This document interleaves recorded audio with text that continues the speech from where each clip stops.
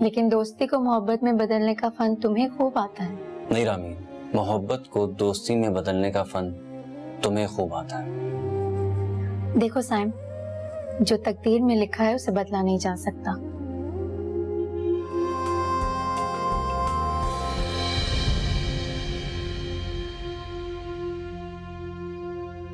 अरे अमजद साहब, आप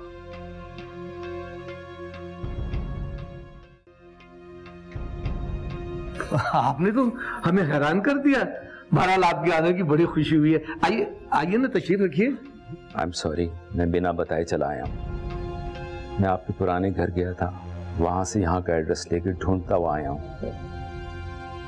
बाबा कब आए आप? और फारिस और मामा कहाँ हैं? आपने तो बताया भी नहीं। शायद हमें ये बात बताने की हिम्मत नहीं थी।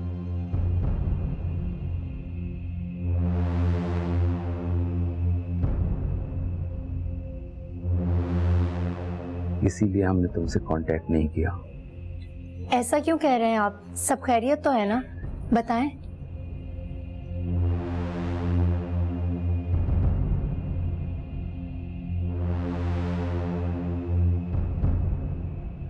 आज से ठीक 25 रोज पहले फारिस का सर्जरी के दौरान इंतकाल हो गया।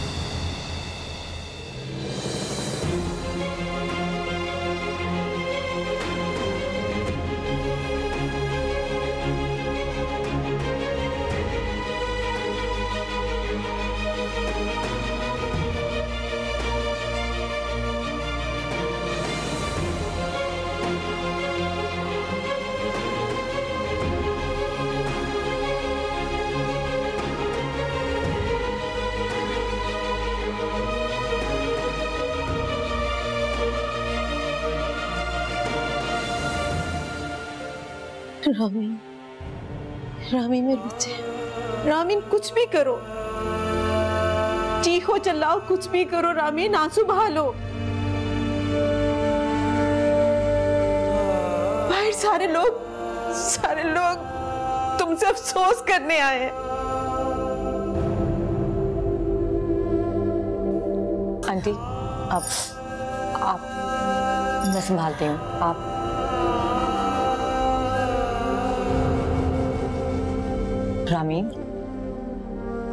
रामीन देखो, मेरी बात सुनो।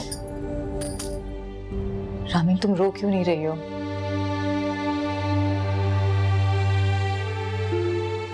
देखो रामीन, तुम्हें अपनी आंखों से आंसू निकालने होंगे। तुम्हें इस बात का यकीन करना होगा कि फारिस भाई नहीं रहे। ऐसा नहीं है, तुम देखना, वो थोड़ी देर में वापस आएंगे। से तुम्हें पता नहीं है, उनकी आदत है मजाक करने की। तंग कर रहे हैं मुझे। आ जाएंगे, फिर से मैं तैयार हो जाऊंगी। मुझे अच्छा नहीं लग रहा था, वो नहीं है और मैं तैयार अच्छी नहीं लग रही थी ना। अब वो आएंगे तो मैं दोबारा तैयार हो जाऊंगी। ये चूड़ियां दोबारा पहनूंगी, ठीक है? ऐसा नहीं हो सकता रामीन, अब वो कभी नहीं आएंगे, तुम्हें समझना होगा। मैंने कहा ना वो आएंगे। समझ नहीं रही तुम? वो आएंगे वापस।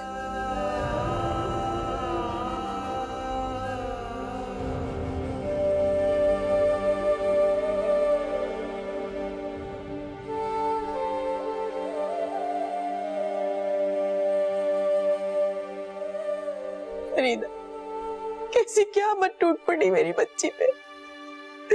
बताओ ये पहाड़ जैसी जिंदगी वो कैसे गुजारेगी? भाभी आप तो हौसला करें, आप अपनी हिम्मत हार देंगी तो उसको कैसे संभालेंगी? देखिए, अल्लाह के कामों में तो हम अमल दखल नहीं कर सकते ना। जिसके नसीब में जो लिखा है वो तो होके ही रहता है। हौसला करें भाभी। किसे करूं मैं हौसला? आप रामीन को रुलाने की कोशिश करें। अगर वो इसी तरह गुमसुम बैठी रही तो उसकी तबीयत खराब हो सकती है। भाभी ये तो करना पड़ेगा आपको। क्या करूं फरीदा, मैंने तो इतनी कोशिश की है। भाभी ये तो करना पड़ेगा ना आपको, और आप ही कर सकती हैं।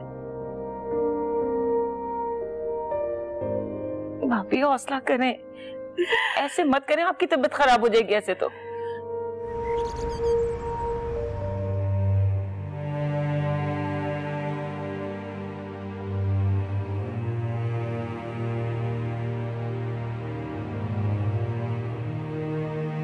रामीन, रामीन, रामीन बेटा। बाबा, पापा, आप एक बार बोलें, आपने झूठ बोला था ना?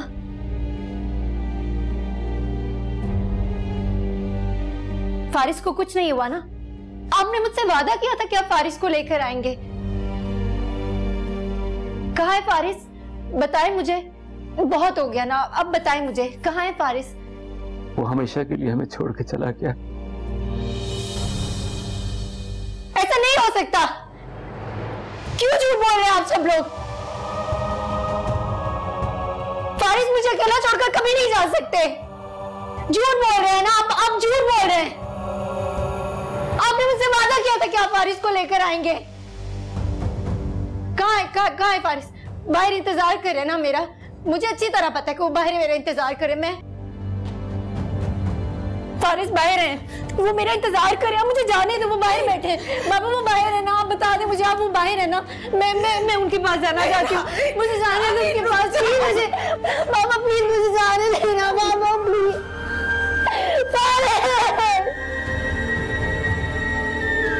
ऐसा नहीं हो सकता बाबा, ऐसा नहीं हो सकता।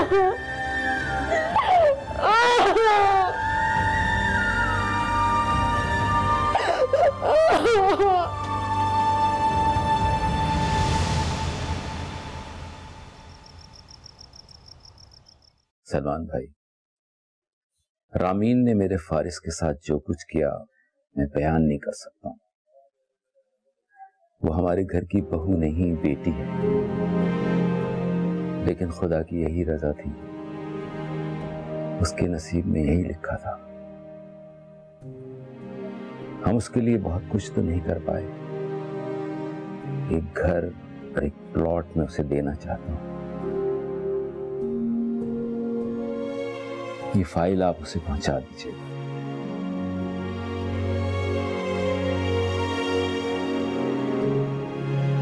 अमजद साहब, रामीन ने अपनी जिंदगी में बहुत दुख उठाए हैं, लेकिन उसे फारिस से या आप लोगों से कभी कोई गिला या शिकवा नहीं हुआ। वो अपनी जिंदगी से बहुत मुतमईन और खुश थी। उसे पूरा यकीन था कि उसका फारिस एक दिन बिल्कुल तंदुरुस्त होकर वापस लौटेगा, लेकिन शायद अल्लाह को कुछ और ही मंजूर है। मैं समझ सकता हूँ आपके दुख को। जवान औलाद माँ बाप के बुढ़ापे का सहारा होती है, लेकिन जब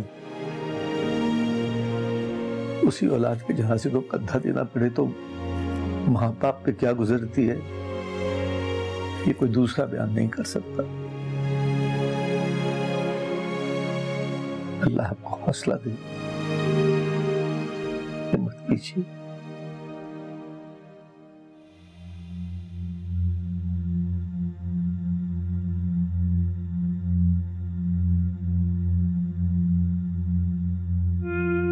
रामीन कब तक मेरी खुशियां खाती रहेगी इस तरह?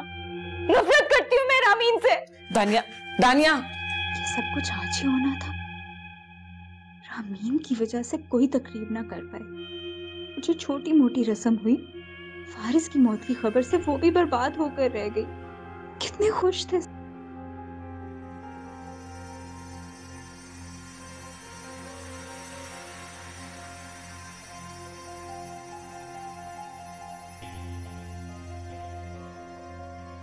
सब लोग, और फिर क्या तमाशा हो गया।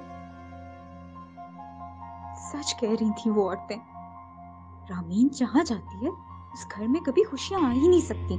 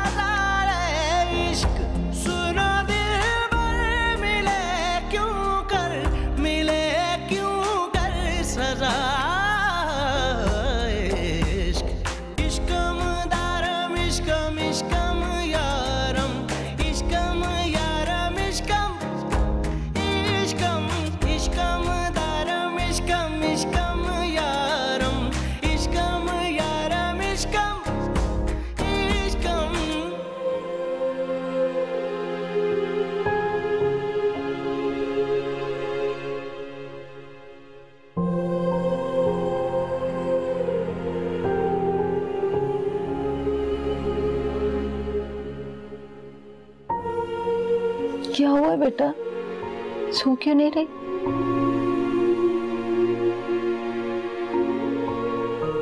इस तरह नहीं करो बेटा, बीमार पड़ जाओगी। देखो ना, मैं हूं ना तुम्हारे पास बेटा। इतना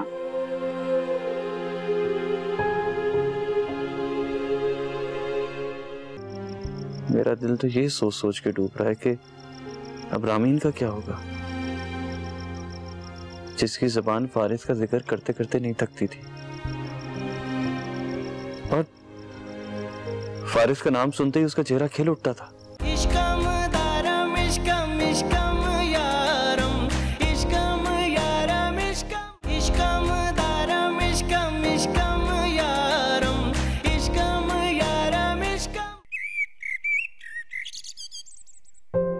बस बहन, अल्लाह को जो मंजूर, इंसान क्या कर सकता है। जी, अल्लाह हाफिज।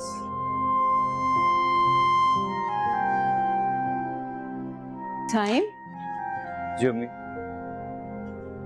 कहाँ जा रहे हो तुम? रामीन के पास जा रहा हूँ, पता नहीं कल रात सोई भी है या नहीं, और उसने अब तक कुछ नहीं खाया। आप प्लीज नाश्ता बनवा दें, कम से कम मैं उसे नाश्ता तो करवा दूं। बात सुनो बेटा, मुझे पता है कि तुम्हें उसकी बहुत फिक्र है, लेकिन रामीन अब इद्दत में है और तुम उसके लिए ना महरम हो। तुम इद्दत मुकम्मल होने के बाद ही मिल सकोगे। क्या मतलब नहीं मिल सकता अम्मी? हम एक ही घर में रहते हैं और बचपन से हमारा साथ है, मैं कैसे नहीं मिल सकता उससे? बेटा, बचपन से एक साथ एक ही घर में रहने से ना महरम से महरम नहीं हो जाते। तुम उसके कजन हो, सगे भाई नहीं हो। ये अल्लाह का हुक्म है, इंसानों का बनाया हुआ कानून नहीं कि जिसे तोड़ दिया तो कोई पकड़ नहीं होगी। तुम जाओ, मैं उसे खुद नाश्ता करा दूंगी।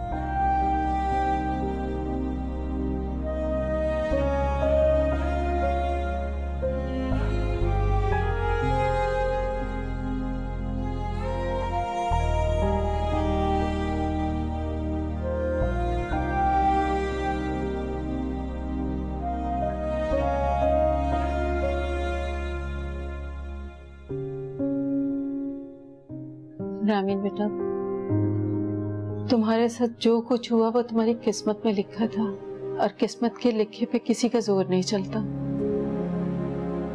जितनी हमारी जिंदगी है इतना तो हमें जीना ही होगा। किसी के चले जाने से हम उसके साथ मर नहीं सकते, चाहे वो कितना ही प्यारा क्यों ना। हर किसी को अकेले ही जाना होता। अच्छा देखो, मैं तुम्हारे लिए नाश्ता लेके आई हूँ। कल से तुमने कुछ भी नहीं खाया है, कुछ खा लो थोड़ा सा। लो, जूस पी लो। खाला में क्या किस्मत बनाने वाला किसी की किस्मत ऐसे भी बनाता है कि सिवाय दुखों की जिंदगी में और कुछ हो ही ना।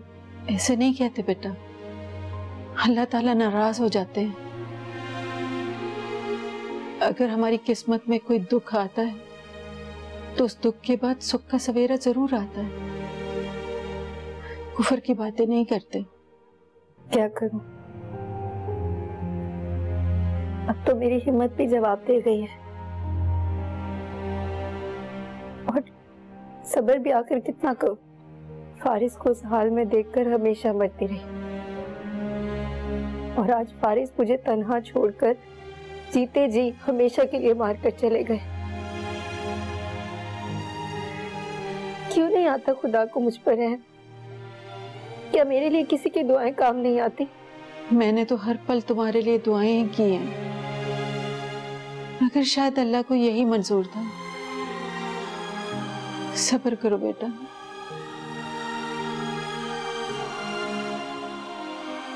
सब्र करने के सिवा हम कुछ नहीं कर सकते।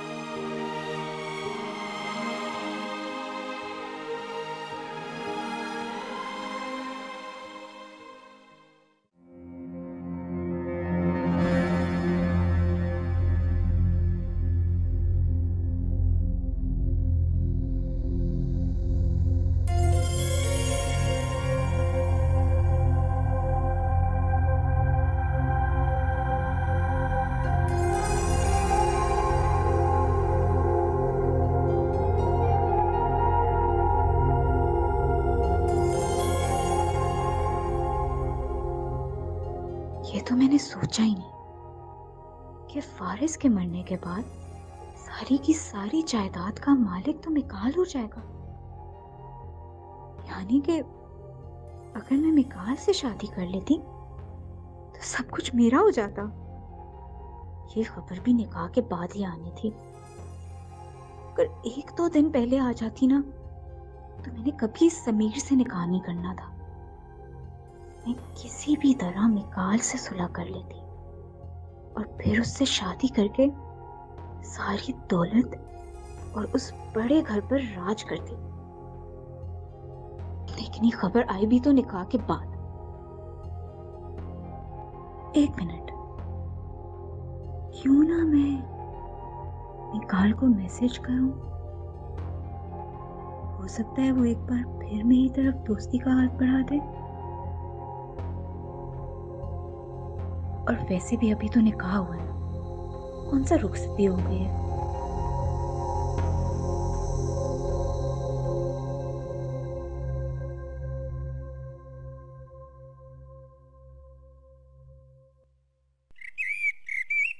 मैं जानती हूँ रामीन, ये कहना तो बहुत आसान है कि सब्र करो, हिम्मत करो, पर करना बहुत मुश्किल है। पर वक्त सारे जख्म को भर देता है। अगर अल्लाह ने तुम पर इतनी बड़ी मुश्किल डाली है तो वो सब्र भी देगा। एलिज़ाबेथ, तुम्हारा बहुत शुक्रिया। इस मुश्किल वक्त में तुमने हमारा इतना साथ दिया। घर में ऐसी अफरा तफरी मची हुई थी कि मुझे तो कुछ समझ ही नहीं आ रहा था कि मैं क्या करूं।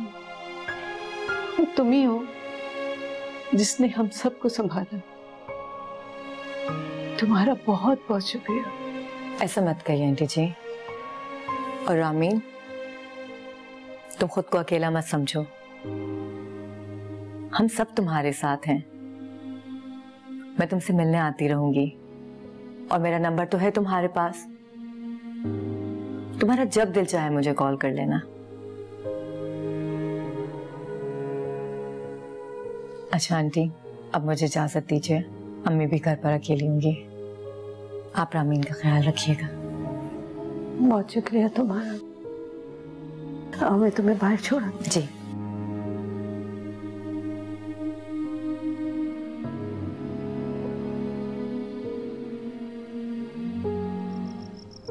आपके रूम में गया था, आप वहां नहीं थे तो समझ गया यहीं बैठे होंगे। दम घुट रहा था कमरे में, सोचा बाहर आकर बैठ जाऊं। मेरा भी कुछ यही हाल है। ऑफिस में भी दिल नहीं लग रहा था, लेकिन आपकी बात भी दुरुस्त है, ऑफिस जाना भी जरूरी है। मैं भी आज कुछ देर के लिए ही गया था, लेकिन कल से तो फुल टाइम जाना होगा। भाई, मैं सोच रहा था कि जिंदगी कितनी अजीब है। हम किसी इंसान से इस कदर अटैच हो जाते हैं कि उसे बिछड़ने का सोचकर भी खौफज़दा हो जाते हैं। बड़े बड़े दावे करते हैं कि उसके बिना जी नहीं सकते। और जब वो इंसान इस दुनिया से चला जाता है तो जिंदगी का पहिया किसी के लिए नहीं रुकता, यूं ही रमा दमा रहता है। और उस इंसान की यादें, उसकी यादें उदासी बनकर छा जाती है। हाँ समीर, जाने वाला तो चला जाता है, लेकिन उनके पीछे रह जाने वालों की जिंदगी बिखर जाती है। मेरा दिल तो ये सोच सोच के डूब रहा है कि अब रामीन का क्या होगा, जिसकी जुबान फारिस का जिक्र करते करते नहीं थकती थी, और फारिस का नाम सुनते ही उसका चेहरा खिल उठता था। वो उसके बगैर कैसे जी पाएगी? राइट, हमारी सोच बहुत छोटी है, लेकिन अल्लाह सबसे बड़ा प्लानर है। यकीनन उसने रामीन के लिए बहुत अच्छी जिंदगी सोच के रखी, और हमारी सोच वहां तक नहीं जा सकती।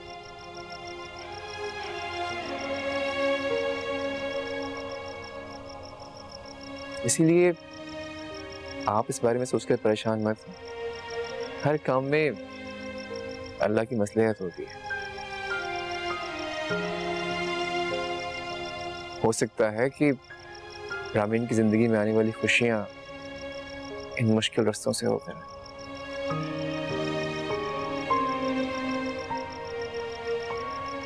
अल्लाह करे ऐसा ही हो। अल्लाह करे कि आने वाली जिंदगी में रामीन कभी कोई दुख ना देखे, सब अच्छा हो। आमीन।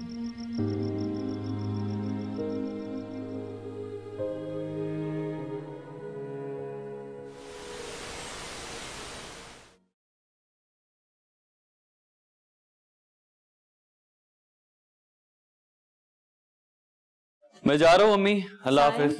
साईं बेटा बात सुने। क्या हुआ अम्मी, कुछ मंगवाना है क्या? कुछ नहीं मंगवाना। मुझे तुम्हारी फिक्र हो रही है। मेरी फिक्र किस बात की? क्या हुआ है मुझे? मैं चाहती हूँ इस बार इस बात को तुम सीरियस लो। अली से बहुत अच्छी लड़की है और मुझे पसंद भी है। साइम, मैं चाहती हूँ वो इस घर की बड़ी बहू बने, और इसीलिए मैंने बातों बातों में ये जिक्र उसकी अम्मी से भी कर दिया। क्या कह रही हैं आप अम्मी? अम्मी कमाल करती हैं। आपने मुझसे पूछने की जहमत तक नहीं की और ये बात वहां तक पहुंचा दी। मैं मानता हूँ अलीज़े बहुत अच्छी लड़की है, बहुत समझदार है, मेरी अच्छी दोस्त है, लेकिन इस वक्त जो घर का माहौल है, मैं ऐसा सोच भी कैसे सकता हूँ? अम्मी, रामीन की इद्दत खत्म होने में थोड़ा ही वक्त बाकी रह गया। ये बात हम उस वक्त करेंगे जब रामीन भी इस डिस्कशन का हिस्सा हो। प्लीज अम्मी समझें इस बात। जा रहा हूँ, अल्लाह हाफिज। अल्लाह।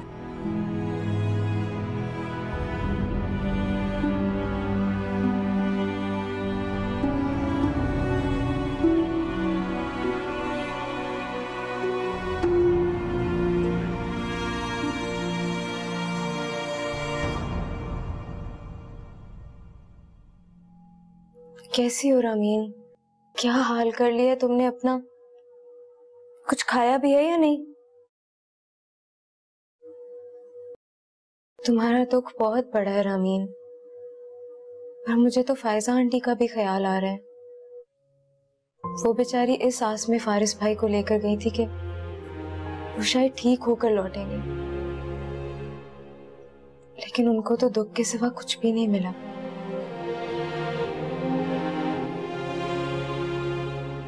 न जाने किस हाल में होंगी वो भी। प्लीज रामीन, कितना रोगी तुम? अब बस कर दो ना। जब किस्मत में आंसू के सिवा कुछ हो ही ना, तो आंसू थम कैसे सकते हैं? ये बात तो सच है। तुम्हारी किस्मत में बहुत बड़ा दुख लिख दिया अल्लाह ने, पर सब्र तो करना होगा ना रामीन। ये दुख तकलीफ एक दिन की बात तो नहीं है ना, तो सारी जिंदगी का साथ है। इस तरह तुम रोती रही तो बीमार पड़ जाओगी। मामी जान वैसे ही बहुत परेशान रहती हैं, अगर तुम भी बीमार होगी तो उनकी परेशानियों में बस इजाफा ही होगा। इतनी जालिम क्यों होती है खाना में? जब खुदा ने हमें जुदा ही करना होता है तो दिलों में मोहब्बत पैदा करता ही क्यों है? आपको पता है, मुझे इस बात पर यकीन ही नहीं आता कि फारिस नहीं है।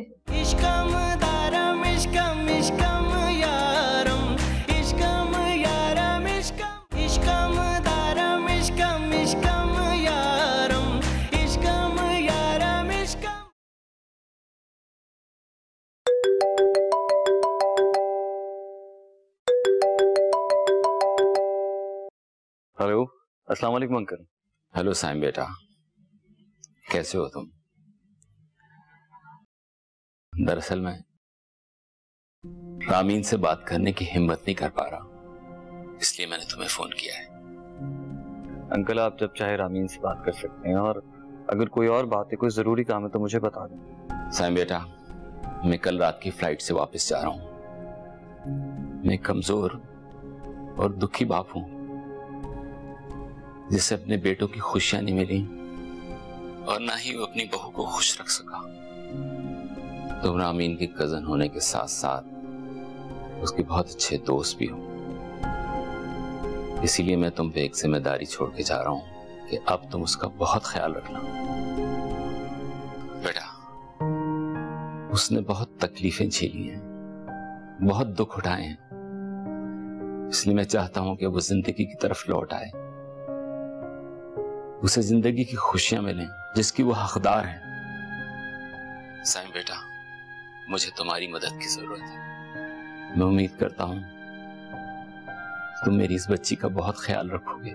वो मेरी बहू नहीं, मेरी बच्ची है। आप ठीक कह रहे हैं अंकल, रामीन ने वाकई बहुत दुख झेले और हम सब भी चाहते हैं कि उसकी जिंदगी में खुशियां भर दें। आप बिल्कुल बेफिक्र हो जाएं, हम सब यहाँ रामीन का बहुत ख्याल रखेंगे। उसकी इद्दत खत्म होने के बाद हम फिर से उसकी नई जिंदगी की शुरुआत करेंगे। आपने मुझ पे भरोसा किया है, मैं पूरी कोशिश करूंगा कि रामीन को हमारी तरफ से कोई तकलीफ ना हो। फारिस की मौत और मिकाइल की गिरफ्तारी ने मुझे तोड़ के रख दिया। मिकाइल की फैक्ट्री सील हो गई है, उसे 5 साल की कैद हो गई है। अब मैं यहाँ रह के क्या करूंगा? खुदा ने मुझे 2 बेटी दी, लेकिन उनका सुख मुझे नसीब नहीं था। बाबा ने मुझे मिकाइल के बारे में भी बताया था, आपने उन्हें तफसील से बताया होगा। वो सब जानकर मुझे बहुत अफसोस हुआ। और अंकल, फारिस के जाने के बाद ऐसा नहीं है कि हमारा ताल्लुक आपसे खत्म हो गया। आपको कभी भी किसी भी वक्त किसी चीज की जरूरत हो, आप मुझे फोन कर सकते हैं, अपना बेटा समझ के, और जब चाहे रामीन से बात कर सकते हैं। थैंक यू बेटा, थैंक यू। अल्लाह हाफ़िज़।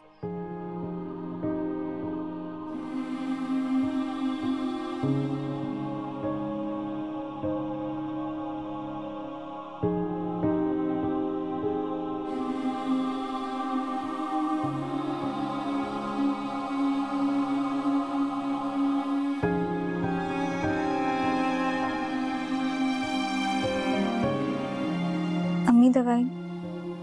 हाँ ला बेटा।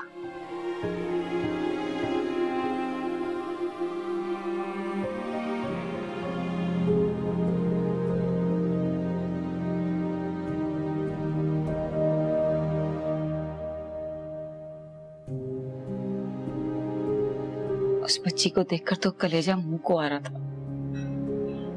कितनी मासूम है, कैसे गुजारेगी अपनी पहाड़ जैसी जिंदगी वो। मुझे तो कभी कभी अपने आप पर अफसोस होता है अम्मी।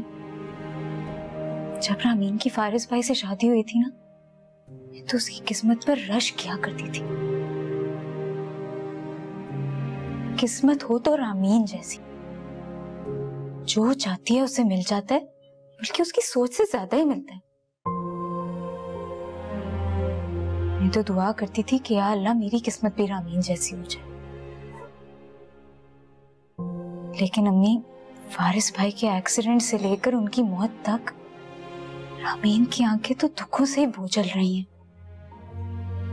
अब तो मैं कहती हूँ मेरी किस्मत कभी रामीन जैसी ना हो। आज तो तुमने बहुत अक्लमंदी की बात की है बेटा।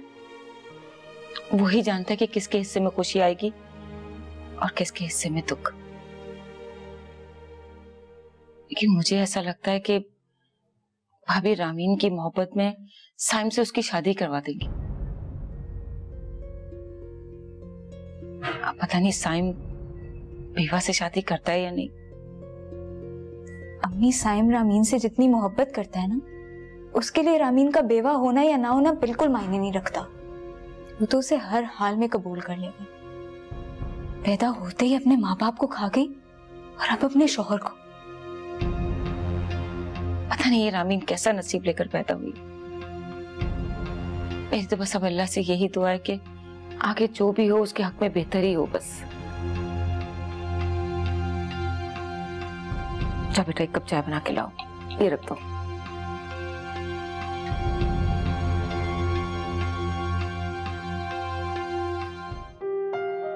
तू मिला तो है मेरे हमनशी, हुए दिल नशी मेरे सारे पल।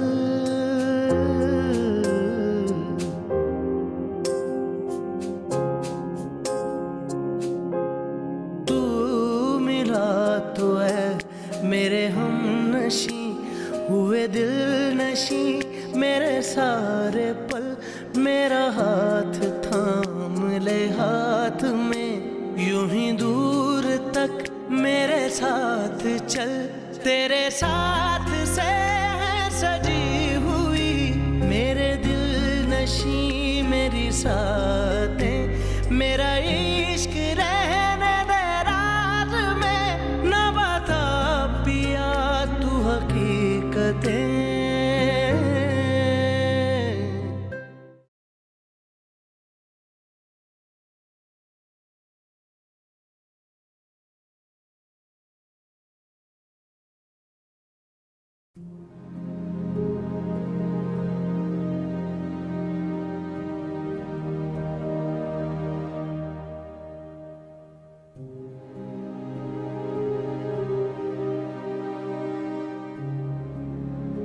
ज़ैनब, रामीन तो इद्दत में है, उसे अगर किसी चीज की जरूरत हो तो उससे पूछ लिया करो और बाजार से लाकर उसे दे दिया करो। वो भला किसी चीज के लिए कभी कुछ कहती है? बस मेरी समझ में जो आता है उसे लाके दे देती हूँ। सारा दिन वो खोई खोई रहती है, ना किसी से बात करती है ना सही तरह से खाती है। पता नहीं कैसे गुजरेगी उसकी जिंदगी। शौहर के जाने का गम बहुत कठिन होता है, इसलिए तो अल्लाह ताला ने 4 महीने 10 दिन की इद्दत मुकर्रर की है, ताकि बेवा इस दौरान अपने खानों को याद कर ले, उसका सोग मना ले और फिर वक्त गुजरने के साथ साथ उसे सब्र आ जाए। सब्र के सिवा चारा ही क्या है? 2 महीने गुजर गए, लेकिन ऐसे लगता है जैसे कल की बात है। अच्छा, आप उसके पास जाकर आराम करें, उसे इस तरह तन्हा ना छोड़ें। कोशिश तो करती हूँ कि सारे काम करके उसके पास बैठी रहूं, लेकिन और काम भी तो होते हैं। वो तो दानिया आ जाती है तो जरा हाथ बटा लेती है। बस कुछ वक्त गुजर जाए तो रुखसती की तारीख भी ले लेंगे, बहू घर में आ जाएगी और फिर रामीन भी होगी तो अच्छा रहेगा। हाँ, बस अब रामीन की इद्दत खत्म होने का ही तो इंतजार है। समीर भी तुर्की जा रहा है, खैर से वो वापस आ जाए तो तारीख तय कर लेते हैं। चलें आप चेंज करें, मैं आपके लिए खाना निकालती हूँ।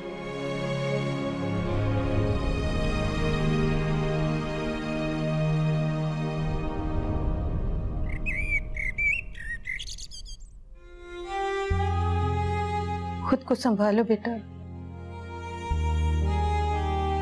मेरे अंदर तो इतनी हिम्मत नहीं है तुम्हें तसल्ली दे सको। मेरा दिल और कलेजा तो छलनी हो गया, तुम्हें क्या हिम्मत दिलाऊं? तुम्हें खुद ही हिम्मत और सब्र करना पड़ेगा। इतनी जालिम क्यों होती है खाला में? जब खुदा ने हमें जुदा ही करना होता है तो दिलों में मोहब्बत पैदा करता ही क्यों है? आपको पता है मुझे इस बात पर यकीन ही नहीं आता कि फारिस नहीं है। मेरा दिल ये बात मानने को तैयार ही नहीं है। मैं क्या करूं? मुझे ऐसा लगता है कि ये सब सिर्फ एक ख्वाब था, डरावना ख्वाब, और अब फारिस वापस आ जाएंगे।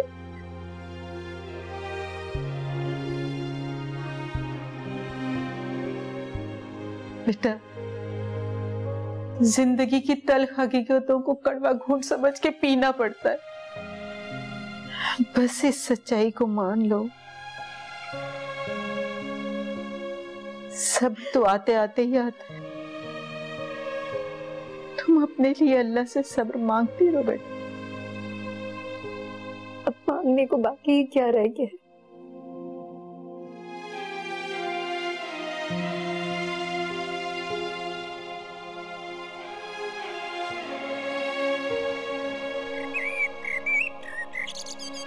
जिंदगी ने मुझे ऐसी जंजीरों में जकड़ कर रखा है जिनसे मैं चाहकर भी खुद को आजाद नहीं कर पा रही। लेकिन मेरे चारों तरफ दुखों की एक ऐसी फसील खड़ी है जिसके पार मुझे कुछ दिखाई नहीं दे रहा। लेकिन रीनू, तुम तो आजाद हो सकते हो ना, फिर मैं तुम्हें क्यों कैद करके रखूं?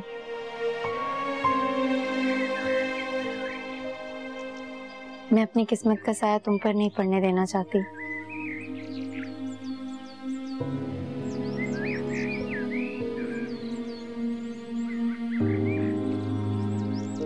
जाओ रीनू, तुम आजाद हो।